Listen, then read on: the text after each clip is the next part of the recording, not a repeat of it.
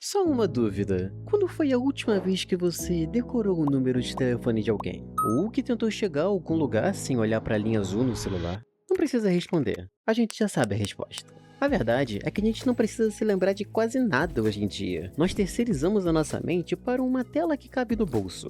E isso chegou ao ponto da gente imaginar como vai ser o nosso futuro. Onde o destino final de toda essa facilidade é um mundo onde andar virou opcional, olhar para o lado é perda de tempo e raciocinar virou um trabalho muito pesado pra gente. Um lugar onde o conforto é tão absurdo que anestesia qualquer traço de humanidade, transformando humanos em simplesmente usuários. E a grande questão aqui não é nem se esse amanhã bizarro realmente vai acontecer. A pergunta real é quando? Quando vai chegar o dia em que vamos perceber que já estamos condenados?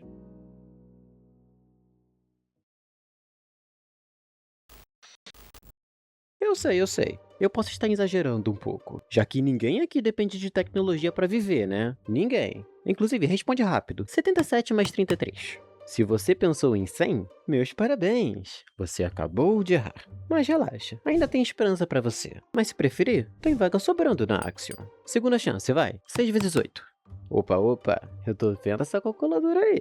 A realidade é que desenvolvemos a tecnologia para facilitar a vida, e ao longo do tempo, isso começou a tirar a vida da própria vida. Criamos tecnologia para economizar tempo, só que hoje ninguém tem tempo. Criamos aplicativos para se conectar com as pessoas, e agora estamos mais afastados do que nunca. A gente criou delivery para não precisar cozinhar, GPS para não precisar lembrar do caminho, e agora temos o nosso GPTinha, onde não precisamos mais escrever, decidir, pensar, basicamente não precisamos existir. Já que hoje em dia, se você quer mandar uma mensagem para alguém e seu primeiro reflexo é Reescreva essa mensagem em tom humano, natural, levemente cordial, com traços meu irmão, é um oi! Se você precisa de um robô para parecer um humano dizendo oi, talvez o problema não seja o robô, mas sim você. E é exatamente por isso que hoje a gente vai falar sobre o Wall-E, essa animação que previu de forma assustadora o destino do nosso mundo, e como por livre e espontânea vontade, estamos deixando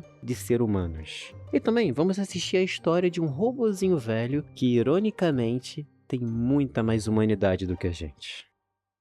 Wall-E.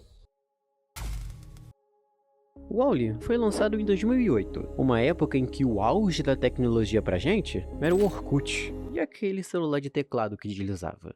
E por isso, inteligência artificial criando arte do estúdio Ghibli ou automatizando o pensamento humano era coisa de ficção científica. Ninguém imaginava a IA como ela é hoje, mas a Pixar, ela sabia do que estava fazendo. O filme já começa dando um salto no tempo e nos leva a 800 anos no futuro, apresentando um apocalipse meio diferente do que o cinema costuma mostrar. Não tem uma horda de zumbis correndo atrás de você, alienígenas invadindo e nem o bando do Mad Max brigando por gasolina, mas sim em silêncio, mostrando de forma clara e óbvia: a Terra está extinta. Restando apenas ele, Wall-E, um compactador de lixo pequeno, enferrujado, curioso e solitário. E com uma rotina bem simples: pegar lixo, amassar lixo, empilhar lixo e minerar Bitcoin. Oh yeah! Os ganhos financeiros não param. E nesse universo, a humanidade elevou a cultura da produção em massa ao extremo, em grande acúmulo de lixo, tipo o quarto de gente que bebe Monster. Mano, joga essas latas fora. E tudo isso incentivado pela BNL, uma mega corporação que controlava desde o seu papel higiênico até as grandes decisões do governo. O lema deles era simples: consuma mais, compre mais, precise mais. Isso fica um pouco menos ficção científica quando você olha para o nosso mundo. Só para você ter uma ideia, o planeta produziu mais de 2 bilhões de toneladas de resíduo de lixo só em 2023. E se nada mudar, os dados da ONU apontam que esse número pode chegar a quase 4 bilhões de lixo anuais até 2050. Ou seja, eletrônicos programados para estragar daqui a 2 anos, roupas descartáveis que só duram 3 lavagens e embalagens plásticas dentro de outras embalagens plásticas. Tudo isso vai virando uma versão miniatura da Terra de Wall-E. E com a Terra completamente inabitável, a solução da humanidade foi fugir para o espaço numa nave 5 estrelas, a Axion. E quem não puder pagar por isso, fazer o quê, né? Então deixaram um exército de robôs faxineiros limpando a sujeira. Mas os séculos se passaram, as máquinas foram pifando uma por uma, até que sobrou apenas o nosso protagonista, o Wall-E. Só que ele tem um defeito maravilhoso de fábrica. Ele desenvolveu curiosidade. Em vez de só amassar lixo, ele começa a colecionar. Seja um isqueiro, uma lâmpada, um sutiã, que ele olha e acha que é um óculos. Bom, mas tudo depende do seu ponto de vista, né? Entendeu? Entendeu? Ponto de vista. Voltando pro vídeo. Ele é o único ser vivo, quer dizer, quase vivo, que ainda existe naquele planeta completamente morto, sendo o único que ainda preserva o passado da humanidade, que busca o significado, enquanto nós consumimos as coisas até elas perderem o valor. E talvez seja esse o principal sinal de que o Wall-E deixou de ser só uma máquina, porque no meio de todo aquele lixo, ele ainda tem admiração pela raça humana, ele tem curiosidade sobre a sua cultura, e principalmente, ele tem esperança. Então, chega a Eva, uma robô incubadora enviada para encontrar vida na Terra. Ela é o extremo oposto de Wall-E, uma robô futurista, brilhante e elegante, e talvez meio homicida, só talvez. Que de começo, Wall-E se apaixona por ela. E é muito interessante a forma como o filme brinca com os sentimentos desses robôs que, de certa forma, não deveriam sentir nada. Wall-E sente uma admiração gigantesca por essa geladeira Brastemp. Ele quer mostrar o seu museu de coisas velhas, quer protegê-la da chuva e quer desesperadamente segurar aquela mão flutuante. E na tentativa de impressionar a gata, ele entrega uma plantinha numa bota, que faz a Eva entrar em hibernação total. E agora, um detalhe que eu gostaria de adicionar é que o seu nome Eva não foi escolhido à toa. De acordo com o diretor do filme Andrew Stanton, vai estar na tela, ele se inspirou na primeira mulher da humanidade, a Eva, já que ele achava que a solidão do Wall-E naquele planeta abandonado lembrava a história de Adão antes da criação da sua companheira, o primeiro homem isolado no mundo esperando por alguém. E a planta que ela guarda dentro de si funciona como um símbolo de esperança, com ambos significando o recomeço de uma nova humanidade. Mas eu explico isso melhor mais tarde.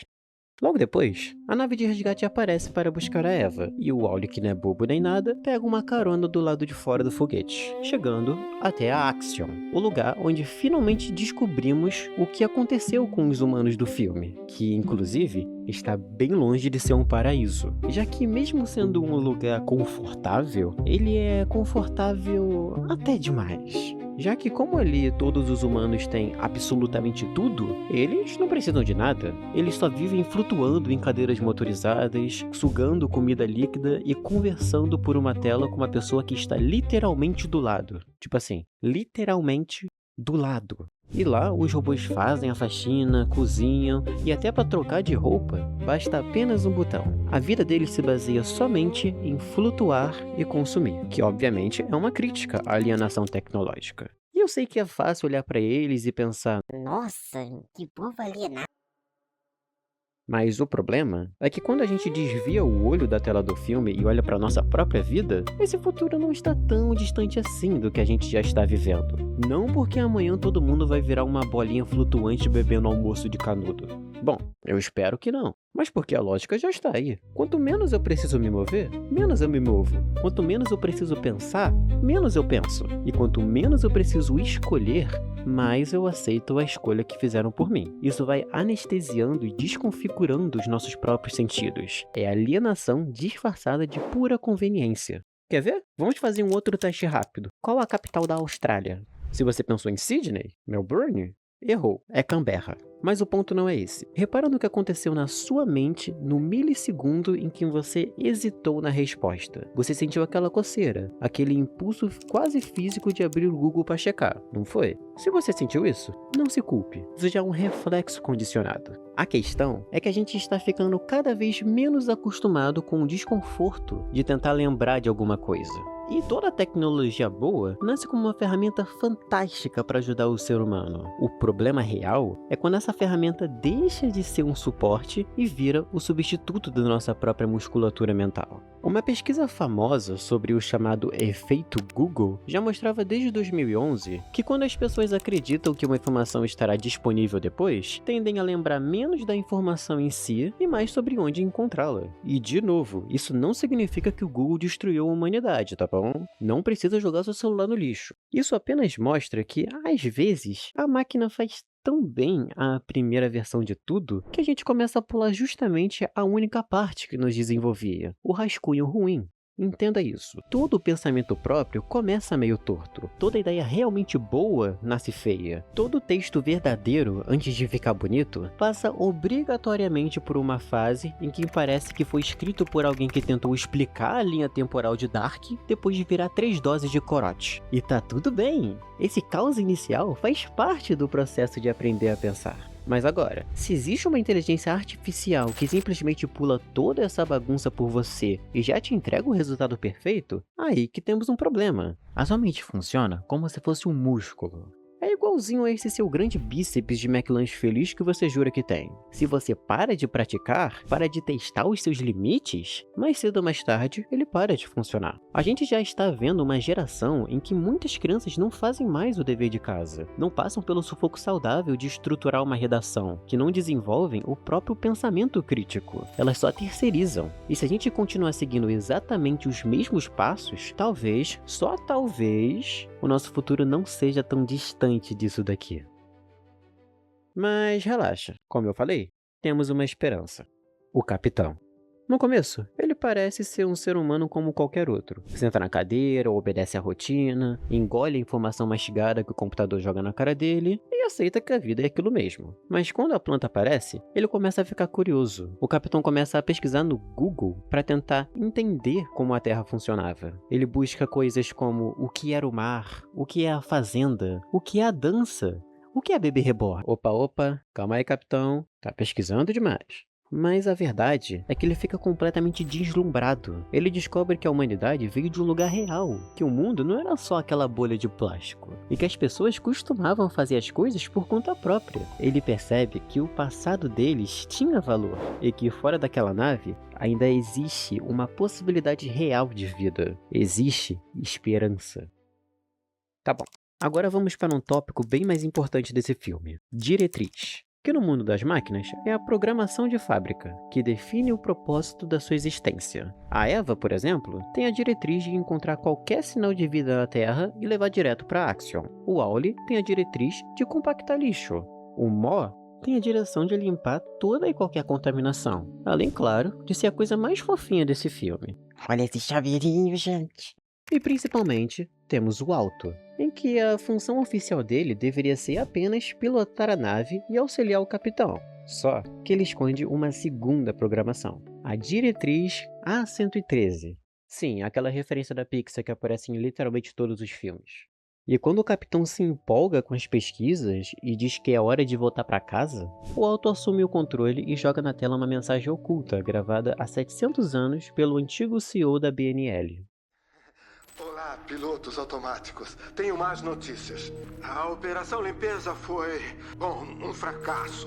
Parece que os níveis elevados de produtos tóxicos tornaram a vida insustentável na Terra. Mas que azar. Vamos ter que cancelar a operação recolonização, então... Mantenham o curso. É melhor isso do que tentar solucionar esse problema. Vai ser mais fácil se todos ficarem no espaço. Muito bem, estou autorizando a diretriz A113 a vocês. Assumam tudo, pilotos automáticos. Assumam o controle de tudo. A humanidade desistiu. E o Alto, sendo a máquina perfeita que é, faz exatamente aquilo que foi programado para fazer. Nada. E o pior é que dentro daquela nave, não fazer nada virou sinônimo de dar certo. Mas quando existe um grande propósito, você começa a pensar diferente. Não posso ficar aqui sem fazer nada. É só o que eu tenho feito. É o que todo mundo nessa nave tem feito. Nada! E quando o capitão tenta processar o peso de passar a vida inteira fazendo nada, aí vem o motim. O capitão é preso no seu quarto e o Alto joga os nossos protagonistas junto da planta direto pelo duto de lixo, para serem ejetados no vácuo do espaço. Só que é exatamente ali em que percebemos a mudança. A Eva deixa de apenas seguir uma diretriz e passa a escolher. E mesmo com a planta em mãos, sua missão de proteger ela acima de tudo, ela escolhe salvar o Wally. E temos o efeito reverso, quando vemos o Wally estendendo a planta de volta, aprendendo a se importar tanto com o futuro da Terra quanto com a Eva, se recusando a deixá-la de desistir da sua missão. E o relacionamento deles funciona por causa dessa troca real. Wally ensinou a Eva a ter curiosidade, a olhar ao redor e ver a beleza do que parecia inútil. E a Eva ensinou Wally a olhar para fora, e ir além daquela rotina repetitiva e entender que ele podia ser mais do que um compactador solitário. Computador. Defina dança. Dança. Uma série de movimentos envolvendo dois parceiros, onde a velocidade e o ritmo são sincronizados harmonicamente com a música. Amar alguém é sair da sua própria programação automática para ter a curiosidade de entender o universo do outro. E essa dinâmica deixa uma lição muito clara. Propósito sem afeto vira vazio, idêntico ao alto, que cumpre ordens perfeitamente, mas é incapaz de importar com quem destrói no caminho. E em contrapartida, afeto sem propósito vira só uma fuga, uma desculpa para ficar no seu próprio conforto sem assumir a responsabilidade de mudar nada ao redor. Mas quando os dois se encontram no meio daquele lixo, nasce a vida de verdade, nasce humanidade. E a maior ironia do filme é ver esse milagre acontecer em dois robôs, em meio a uma nave inteira de humanos anestesiados. E na reta final, o capitão precisa enfrentar o Alto, e essa briga vai muito além de desligar um robô folgado. Ele precisa ir contra tudo que estava acostumado, e até contra o seu próprio corpo. Quando o capitão assume o controle daquele timão, ele não está tirando apenas a nave do piloto automático, mas sim a sua própria vida, e é o momento exato em que ele deixa de ser um passageiro para finalmente virar o piloto da sua própria história. E no meio daquele quebra-pau gigantesco, o Wally se sacrifica para manter o detector aberto e acaba sendo brutalmente esmagado pelo Alto. Uma cena bem pesada, inclusive. Mas o sacrifício funciona. O capitão vence, a planta é inserida e a Axiom finalmente faz o salto de volta para a Terra. E pousando a nave, a Eva entra em desespero. Ela voa direto para o caminhão do Wally, troca sua placa de circuito, substitui as peças e recarrega ele. O painel dele acende e ele finalmente liga. Só que com um pequeno problema. O olhar dele está completamente vazio. Toda aquela personalidade, a curiosidade, as memórias, tudo aquilo que o tornava único, simplesmente sumiu. O Wally acorda olhando para Eva como se ela fosse um objeto qualquer. A máquina que tinha aprendido a ser humana tinha voltado a ser apenas uma máquina comum.